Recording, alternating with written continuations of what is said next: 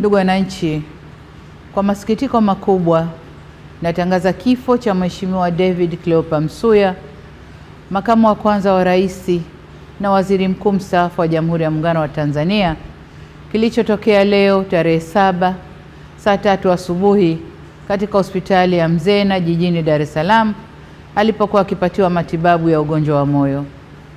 Hayati Cleopa David Msuya ameugua kwa muda mrefu na amekuwa akipatiwa matibabu ndani na nje ya nchi, ikiwemo katika hospitali ya moyo ya Jakaya Kikwete, hospitali ya Mzena na kule jijini London nchini Uingereza.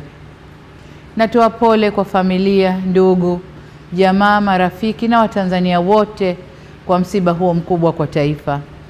Aidha, ninatangaza siku 7 za maombolezo ambapo bendera zitapepea nusu mlingoti kuanzia tarehe 7 hadi tarehe 13 mwezi huu wa 5. Taarifa zaidi kuhusu msiba huu zitaendelea kutolewa na serikali. Poleni sana Watanzania.